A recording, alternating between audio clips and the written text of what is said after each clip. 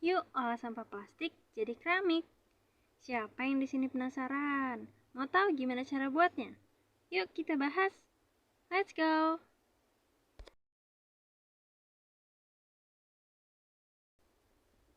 Tahukah kamu bahwa volume sampah plastik terus meningkat setiap tahunnya?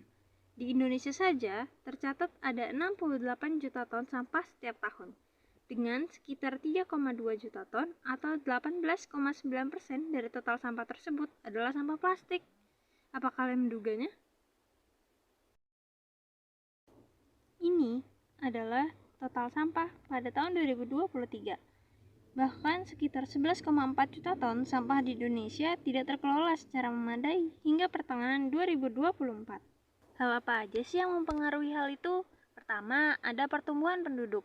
Pertumbuhan penduduk otomatis meningkatkan konsumsi barang. Semakin tinggi pula, maka semakin banyak yang digunakan. Kedua, penggunaan plastik sekali pakai. Hal ini signifikan terhadap pengurangan sampah yang memerlukan waktu yang sangat lama. Ketiga, kurangnya edukasi. Hal ini meliputi tidak paham cara memilih sampah, kurangnya kesadaran akan sampah itu sendiri. Terakhir, ada kesadaran masyarakat yang kurang. Karena kebiasaan membuang sampah sembarangan, banyak masyarakat yang kurang menyadari pentingnya membuang sampah di tempat yang sesuai. Nah, itu faktor-faktor yang mempengaruhi penumpukan sampah di Indonesia. Jadi, kalian harus pahami ya. Banyak sekali berita-berita terkait sampah di Indonesia yang sudah menumpuk. Jadi, sebagai masyarakat Indonesia, kita perlu sadar akan hal itu. Siapa nih yang udah penasaran gimana sih cara buat keramik dari sampah plastik? Yuk, kita simak. Jadi, pembuatan keramik dari plastik sampah ada 8 tahap. Pertama, ada proses pengumpulan sampah plastik itu sendiri. Lalu, pembersihan, pemotongan, pemanasan teknologinya, pencetakan, pendinginan, penghalusan, dan pengepakan. Proses ini dimulai dengan mengumpulkan sampah plastik dari bak sampah atau melalui pemulung. Kami memilih sebagai jenis plastik seperti botol, kantong plastik, dan kemasan plastik. Langkah ini tidak hanya berkontribusi pada pengurangan limbah plastik, tetapi juga memberikan manfaat ekonomi bagi para pemulung dan bank sampah. Mereka memperoleh pendapatan tambahan dari sampah plastik yang dikumpulkan, yang sekaligus membantu mengurangi pencemaran lingkungan di wilayah mereka.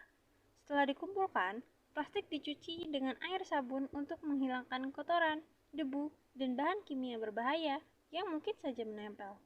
Proses penyucian ini memastikan bahwa plastik benar-benar bersih dan tidak mengganggu tahap selanjutnya. Plastik bersih kemudian dimasukkan ke dalam mesin penghancur untuk dipotong menjadi serpihan kecil. Langkah ini membuat plastik lebih mudah dicampurkan dengan bahan lain, seperti pasir, dan memastikan hasil akhir keramik padat dan berkualitas. Serpihan plastik. Lalu selanjutnya kita lakukan pemanasan dengan sinar inframerah. Dengan hal ini, kita bisa menjaga lingkungan sekitar dengan tidak mencemari udara. Plastik kemudian dicampur dengan pasir dalam proporsi tertentu. Biasanya 50% hingga 70% dari total campuran. Campuran ini memberikan kekuatan dan tekstur pada keramik yang dihasilkan, lalu menciptakan produk yang tahan lama. Plastik dan pasir diaduk hingga merata. Jika campuran terasa kering, sedikit air tambahkan untuk membantu. Ciptakan adonan yang lebih padat dan mudah dibentuk. Tahap ini memastikan bahwa setiap bagian campuran siap untuk proses pencetakan. Sebagai adonan, kemudian ditempatkan dalam cetakan ubin untuk membentuk keramik sesuai ukuran dan desain yang diinginkan. Langkah ini menentukan bentuk akhir keramik yang dihasilkan. Setelah dibentuk, keramik dibiarkan mengering di udara selama beberapa jam. Pengeringan ini penting untuk mengurangi kelembapan dan mencegah keramik pecah saat nanti dipanaskan dalam oven. Setelah cukup kering, keramik dipanaskan dengan sinar inframerah hingga suhu sekitar 800-1000 Celcius. Penggunaan sinar infrared lebih hemat energi dan ramah lingkungan dibanding pembakaran konvensional selama pemanasan ini. Plastik akan meleleh menciptakan ruang kosong dalam campuran dan memberikan kekuatan pada keramik. Setelah pemanasan, produk keramik dibiarkan mendingin secara perlahan. Pendinginan yang bertahap ini penting untuk memastikan bahwa keramik tidak retak atau pecah. Setelah dingin, produk keramik diperiksa untuk memastikan kualitasnya. Produk yang cacat diperbaiki atau didaur ulang. Keramik yang memenuhi standar kualitas siap dipoles atau diberi glasir, atau digunakan langsung tanpa perlakuan tambahan, tergantung pada kebutuhan dan fungsinya.